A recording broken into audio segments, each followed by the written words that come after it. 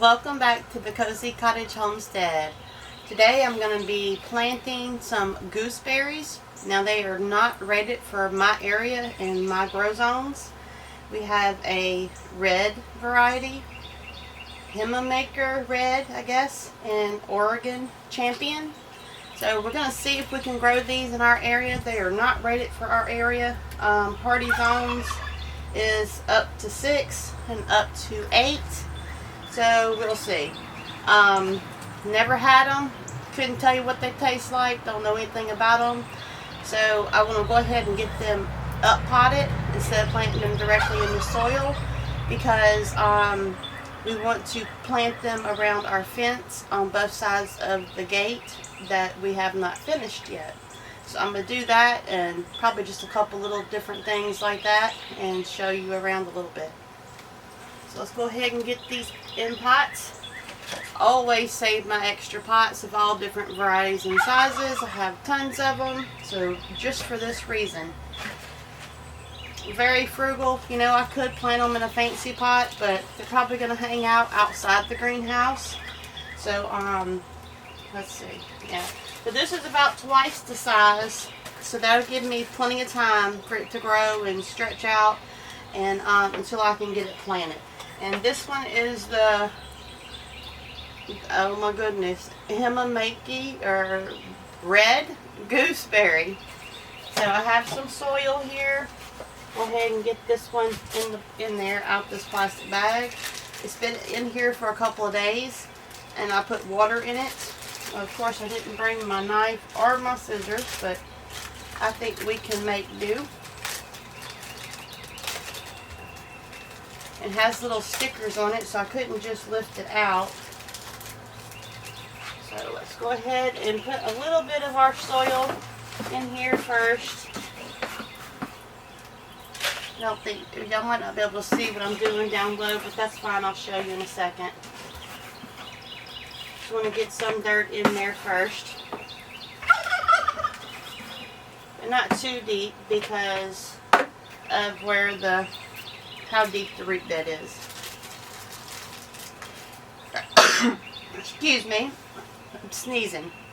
If you hear something sounds like a bumblebee in here, it's not a bumblebee or wasp. I have a fan up here, an exhaust fan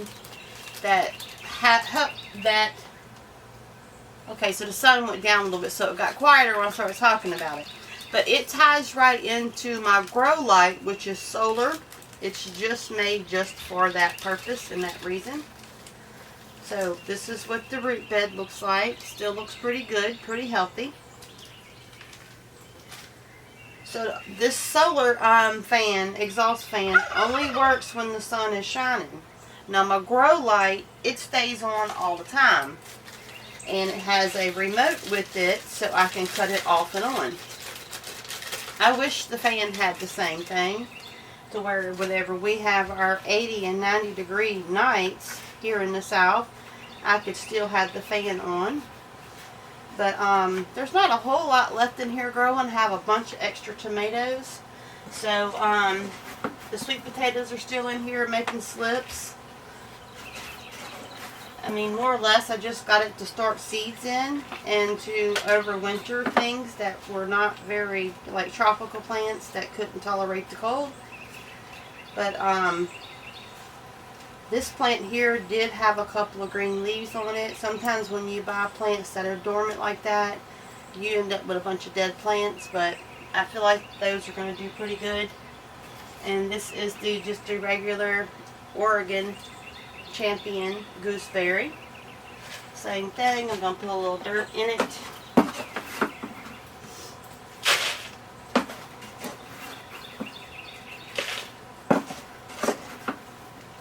Looks like I'm going to have to refill my bucket there because it's running a little low. Let's lift that off. And I'm going to keep these because I think they have a 1-year warranty on them. So if I keep these, then if they don't make it, I can take them back and they'll replace it.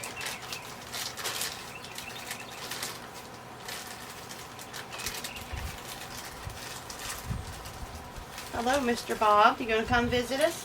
Mr. Bob loves to hang out in the greenhouse. He's the younger cat.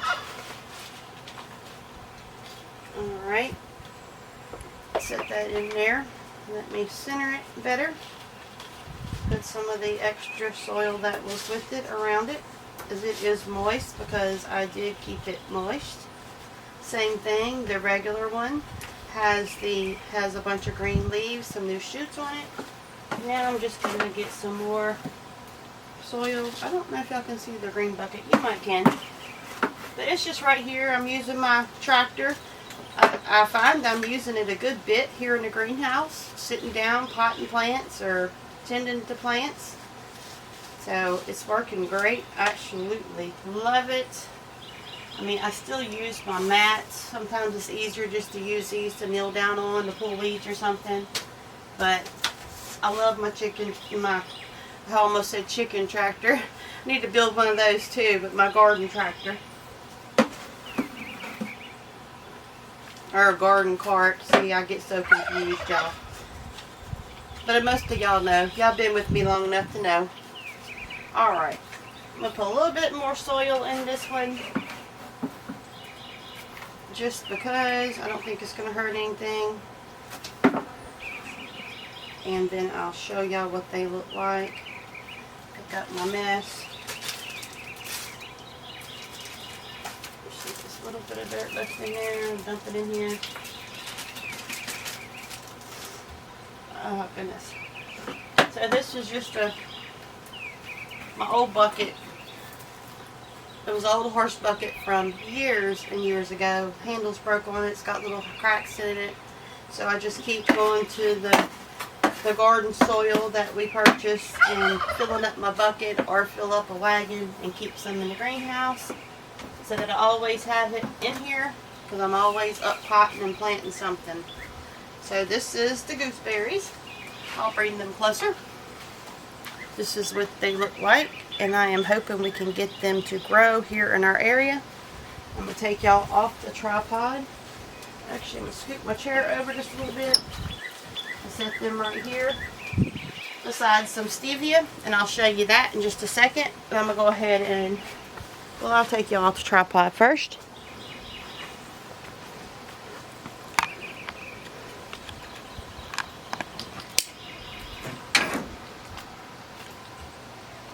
Okay, so I have some stevia. I had the stevia a while back when I first started YouTubing a few years ago, and it lived about 3 years, and it finally, the cold this past winter with the snow and everything, well, it didn't make it. So I purchased 3 more plants and up potted them. They were in tiny little pots. See if we can get them going and growing again. And this is the gooseberry. So we're going to see how it does. Look at that rotten thing over there. He loves hanging out in the greenhouse, Mr. Bob. Usually he's up on the shelf, but it's kind of hot. And I'll show y'all the exhaust fan here in a minute. Let me grab my water tin real quick and water those in since we just planted them.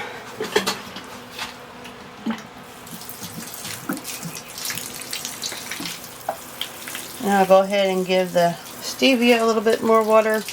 It is a little hot in here. I may have to move them out of the greenhouse.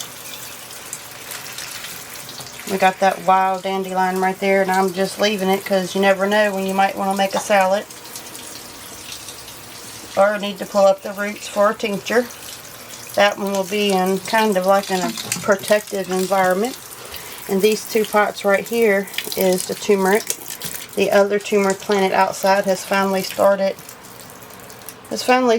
growing. Let me show you those. I mentioned the grow light before. So this is what the grow light looks like. Kind of like a PVC pipe, but it has a battery in it so it charges and you can keep using it throughout the night or like when it's still cool, which I have it cut off right now because we don't need it. It's hot. It's the end of spring. And then right here we have what you call a heat lamp, and it has like an insect light in it that has no light, but it adds heat, which we wish we would have had it before the cold, but we didn't.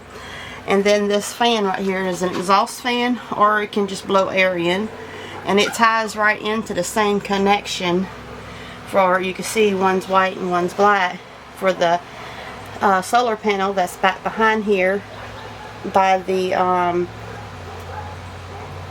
okay, the dogs are barking.